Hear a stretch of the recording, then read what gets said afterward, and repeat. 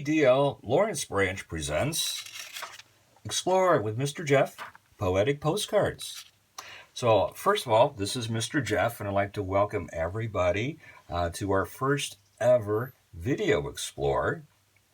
And today we're going to combine visual art and writing skills into one project. This is going to be our first time doing this, so hang in there with me, everybody.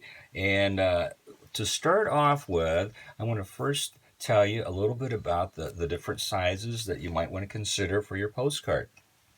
Here's a 4x6 size postcard, and this is what a standard size would be for a postcard.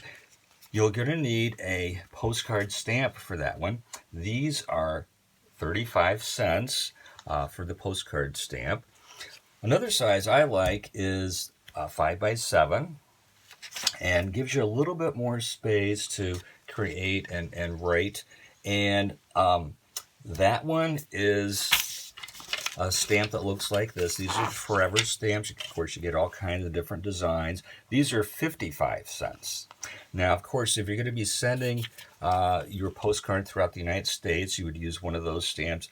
If you're going to send it overseas, internationally, this is an international postcard stamp, and that one is $1.20. So kind of consider the size and where you're going to be sending it. So again, April is National Poetry Month, and this is actually, I think, a really good time to celebrate our poets and poetry in our culture. And you know, poetry is the inspired language that can help us bring solace and needed strength. So I think this is going to be a good time to be doing a project like this. And poems offer uplifting ideas and language that prompts us to reflect and think about what's happening all around us right now. So first of all, before we actually get into the poetry part, let's think about the materials that we might want to consider for this. So first of all, you're going to need some kind of material for support.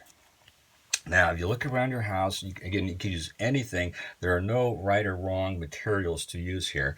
Well, some could be a little more wrong, but one of the things that if you don't have poster board or light cardboard, you could use packaging material. These are some examples of some packaging material that I found. Here's cracker box. Here's a cat food box. Different ones. This is from Founders. So you can use all kinds of different ones. This is a lightweight one that works very nicely on this. A cereal box would work perfectly. So you can cut this up and use that as your backing material. The other things you're going to be needing, probably you're going to need rulers, things to measure with, and you're going to need scissors to cut with. If you have an x-acto knife, that's nice. I've got a cutting pad. As you can see, here's the surface that I'm cutting onto, so you don't want to cut into your kitchen table or something, so be careful. Put something underneath if you're going to be doing that. You'll need something as an adhesive to connect everything together. One thing you could do is use tape, and this is a painter's tape. If you have duct tape around your house, there's a couple decorative ones with a design and some color. You can use anything that you want. You have some kind of glue. Usually people have Elmer's glue. That works out very nicely. I like double-sided tape, and this is what I use quite a bit. Now, if you don't have that, just use what you have, and it's going to be fine. Again, there's no right or wrong answers to this. So the whole idea is to try to create an interesting, uplifting, fun kind of message, poem that you can send to somebody in the mail. And one of the things you might ask yourself is, what kind of postcard would I like to receive in the mail? So I think most people would like to have something that's kind of interesting, fun, uplifting and positive. So kind of keep those things in mind, but answer that question yourself. I guess that's my answer. So I also would like to show you a different technique maybe to think about poetry. Again, since April is National Poetry Month, one technique that you might consider, and I know we've done this in Explore already, so some of you people that come to Explore already know about blackout poetry. So what is blackout poetry? Well, it's taking existing text that you might find an old page of a book that you can rip out of the book, if it's an old book or damaged in some way, or maybe from a newspaper or some other kind of print material as Xerox, and black out part of those words. And then you're just going to leave the words that you want to identify. So here, I'm going to show you some samples here. So, and a lot of these are just to inspire you to see if you can come up with some ideas of your own. So this one, what I did was, again, this is a Xerox copy, and I just looked for the words or he, H-E, so he, and just repeated that over and over again. I circled around that and then drew lines connecting them. So that becomes your design. And it's kind of fun, just he.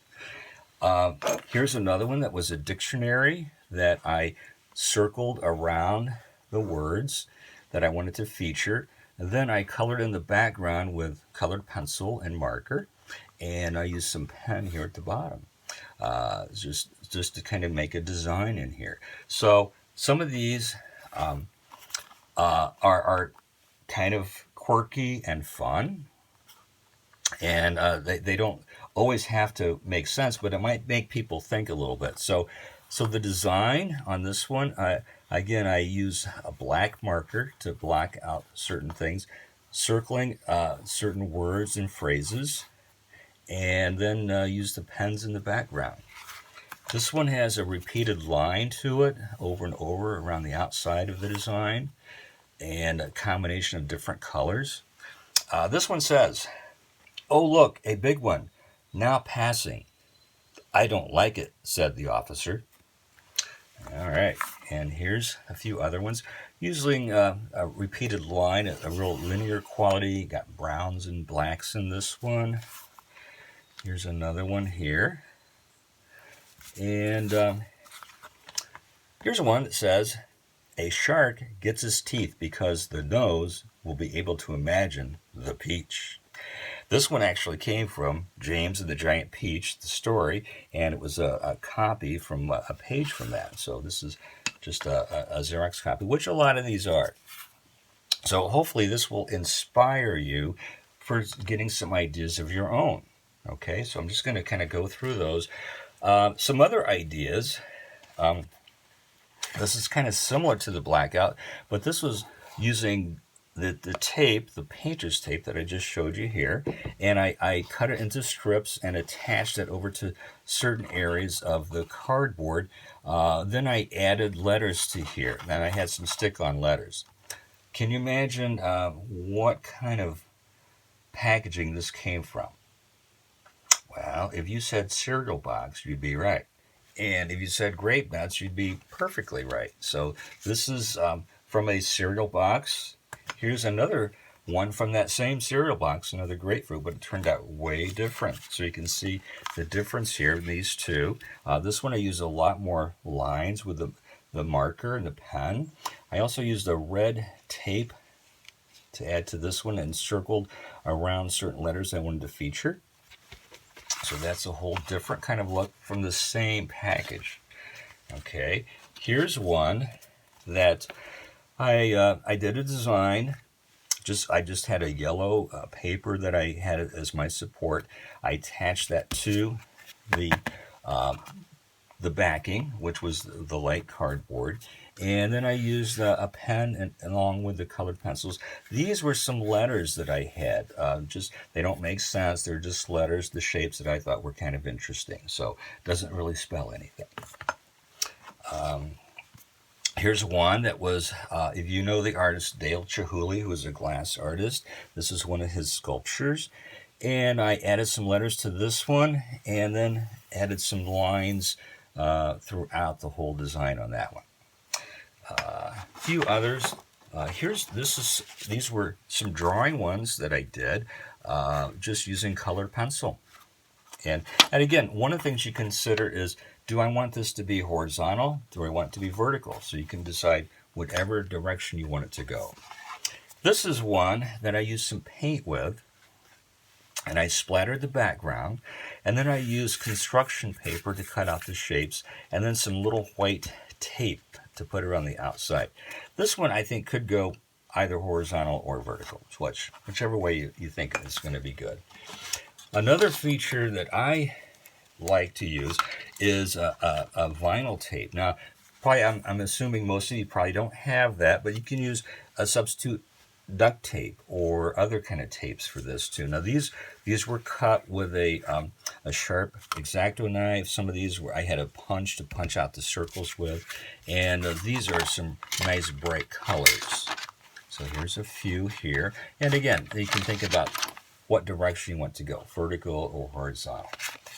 All right, and this one has been painted, and this is just using some acrylic paint that I had. And if you have watercolor paint, acrylic paint, whatever, some of you might have another option would be to use stamps and a stamp pad, and maybe you can do something like this, where you would have stamps on top of an area that you would like. Okay, so there's another possibility. So we have the black outfit poetry, and then the other one, you could just make up your own poem. This is another one that I did. I had the background painted. I added the question marks with the red tape, and this is a paint sample that I just cut and glued down. Okay, so question mark, well, what could that be? Well, I wrote a poem, and this is the poem that I wrote. In a changing world, we're asked to shelter in place. So woven fibers help create protection, but not conceal part of our face. Now, as we thoughtfully inhale and exhale, a question you might ask, who is that woman behind the mask? So, I can talk a little bit more about this next time if you want to think about what that poem means to you, and I can tell you a little bit about what it means to me in our next session. And I just want to tell you, our next session, we're going to be doing poetry for the rest of April to help celebrate National Poetry Month. So next week, we're going to be doing guerrilla poetry. So what do you think that is? Maybe you already know. But anyway, if you don't, we'll talk about it next week. So thanks for staying with me, and we'll see you next time. See you, explorers.